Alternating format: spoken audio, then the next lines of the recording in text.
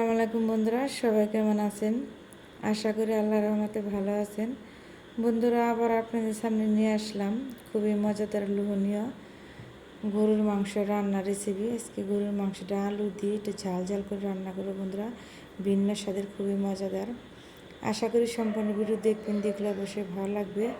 এখন আমি ফ্রিজ থেকে মাংসটা বের করে নিয়ে সুন্দর করে ভালো করে পানিতে ভিজিয়ে রেখে দিব 40 মিনিট বা আধা ঘন্টার জন্য।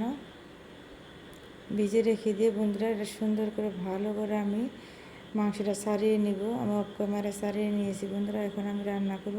এর মধ্যে দিয়ে দিব তেল, 1 কাপ পরিমাণ তেল দিয়ে দিব বন্ধুরা আমি পেঁয়াজ কুচি।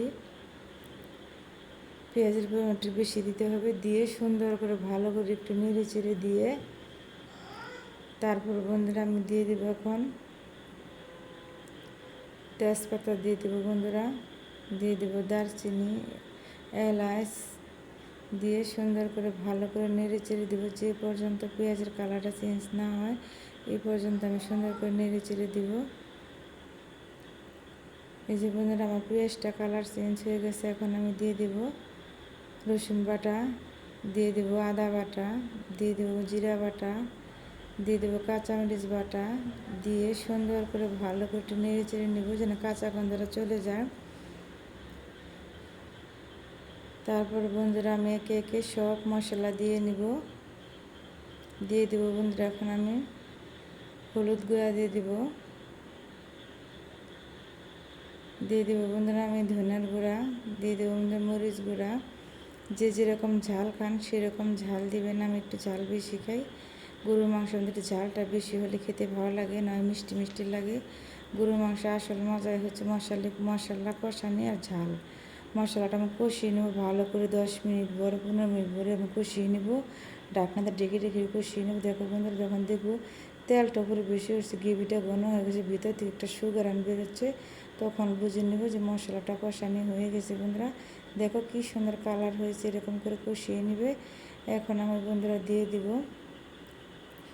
গরুর মাংসটা দিয়ে সুন্দর করে ভালো করে আমি এটাকে প্রসেসিং করে নেড়ে চেড়ে দিব।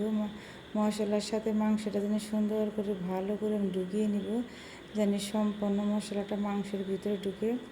আর আজকে বন্ধুরা মানে আকাশটা অনেক মেঘলা, মনে হয় বৃষ্টি আসবে এরকম ভাব। গরুর মাংস বৃষ্টির সময়, আকাশ মেঘলার সময় খেতে খুবই ভালো লাগে, গরম মধ্যে খেতে ভালো লাগে না। মাংসটা আমি সুন্দর করে ভালো করে কষিয়ে নেব নেড়ে চেড়ে, ঢাকনা ঢেকে রেখে 10 মিনিটের জন্য। এই যে বন্ধুরা দেখো কত সুন্দর কালার হয়েছে। এভাবে সুন্দর করে আস্তে আস্তে ভালো করে কষিয়ে নেব। গরুর মাংসটা হচ্ছে কষানির উপর টেস্ট, যত কষাবেন তত টেস্ট। গরুর মাংস ধীরে ধীরে আস্তে আস্তে জাল দিয়ে ভালো করে কষিয়ে নিতে হবে বন্ধুরা। আমি আবারও সুন্দর করে এটাকে ভালো করে যত কষাবেন তত টেস্ট। কষিয়ে নিয়ে এখন কষানি হয়ে গেছে, দিয়ে দেবো কয়েক পিস আলু। একটু আলুটা দিলে বাসার সবাই আলু খেতে পছন্দ করে, যেন আলুটা দিয়ে সুন্দর করে আবার আলতো হাতে ভালো করে নেড়ে চেড়ে দিব, যেন আলুটা ভিতরে যে সিদ্ধ হয়, আলুর ভিতরে যেন মশলা ঢুকে বন্ধুরা।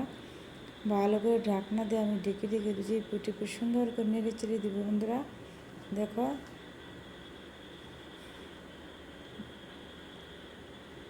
ভালো করে নেড়ে চেড়ে দিয়ে আমি বন্ধুরা ঢাকনাটা ঢেকে রেখে দিব 10 মিনিটের জন্য। এই যে কষানিটা প্রায় শেষের দিকে হয়ে গেছে। এদিকে পরিমাণ বৃষ্টির কথা বলতে বলতে বন্ধুরা এই যে বৃষ্টি এসে পড়েছে, দেখেন কি সুন্দর বৃষ্টি পড়তেছে। আর বৃষ্টি দেখতে খুবই ভালো লাগে। রান্না করি যে আমি, সেখানে জ্বালানা, রান্নার সামনে জ্বালানা, বৃষ্টি দেখতে অনেক ভালো লাগে বন্ধু। দেখেন কত সুন্দর বৃষ্টি পড়তে, বৃষ্টি হয়ে পানি জমে গেছে।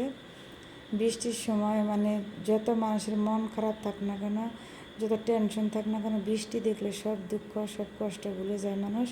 বৃষ্টি সবারই পছন্দ, কার না ভালো লাগে বৃষ্টি। কী পর্যন্ত মাংসটা কষানি হয়ে গেছে বন্ধুরা, আমি এখন ঝোলের পানি দিয়ে দেবো।